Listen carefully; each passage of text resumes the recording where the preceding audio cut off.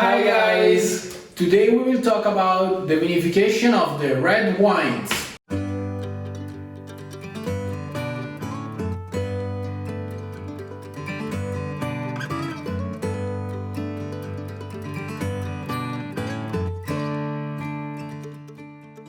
Podere La Marronaia, a family story behind a bottle. So guys, the vinification of the red wines is not so easy. To start, we can say that all the red wines is made from a red grape, but not all the white wines is made from a white grape. In fact, there is many types of white wines that is made from a red grape. But today we speak about red wines, so... The first step of the vinification of the red wines is when we receive the grape in the cellar. The first part is to separate the scaliger by the cherries. The cherries are bringed inside the vat. We use the concrete vat because for us it's the best kind of vat that we can use for the red. In the vat it happened one of the most important things. The skin start to release the color inside the juice, because if we press a red wine, the juice it's white. That's why we can obtain a white wine from a red grape. The skin is rich of anthocyans. The anthocyans are responsible of all the colors of the red wine. So we leave the skin and the liquid parts in contact in that way that the skin releases this color inside the wine. In the vat, when we have this content, it also happened the first fermentation. Right, the alcoholic fermentation. That in this moment, that is about, this period is about 15-20 days maximum. Yes. All the yeast convert the sugar in alcohol. In the grape there is a part of sugar that came from the sun. So for example, if you are tasting a wine from an island or from an area close to the coast, it's normal that the wine will have a high percentage of alcohol because the sun improve the sugar in the grape and all the sugar become alcohol. So the second fermentation is the malolactic. In the red wine this part is really important because the malolactic is a fermentation that make the wine much softer, and there is not so many red wines that doesn't do this fermentation because anyway otherwise became really acid. Yes. Right? Is really acid, it's really fresh, but with this fermentation became much softer and ready for the aging.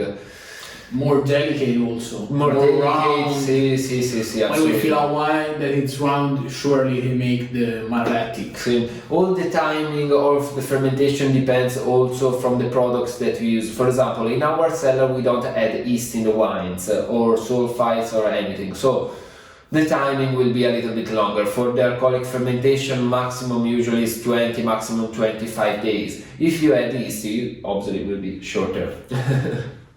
Yes, it also, if we added yeast, it could be more control because the alcoholic fermentation, it's influenced by also the temperature, because if we have an exchange of temperature, the yeast can stop his activity. Sí. If we add yeast, we can prevent these things because they are more regulated. So it's a little bit more accurate. Vabbè, allora aspetta, questa parte si dà. Okay, when we have done the two fermentation, we start with the aging. For the aging, we use different kind of ways. We have first the vat. We use the concrete vat for the aging, for the young wine, for the Chiantis. After, we can use like the barrique. That's the most popular. We use the French oak barriques to make the super Tuscany. The barriques give to the wine a little bit of oak flavor, of smooth flavors, like also leather flavor. It gives a little bit also of structure. So we take out the structure, the body notes. Another very important kind of aging that we have is the amphora, the terracotta jar. The terracotta jar are the oldest way to make wine. For some wine we make fermentation and aging, and for some wine we make just the aging in the terracotta. It depends about the kind of wine that we would like to make. But for both things, the terracotta have a very big important things that they still always have an exchange of oxygen and CO2. So the wine breathes.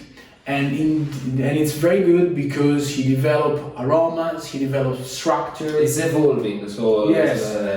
Also the shape of the amphora, he permits to move the air in that way that create like a circle, and we always have a movement all year round. And during many times he developed a lot of flavors, a lot of aromas, a lot of structure and body that make the wine more complex.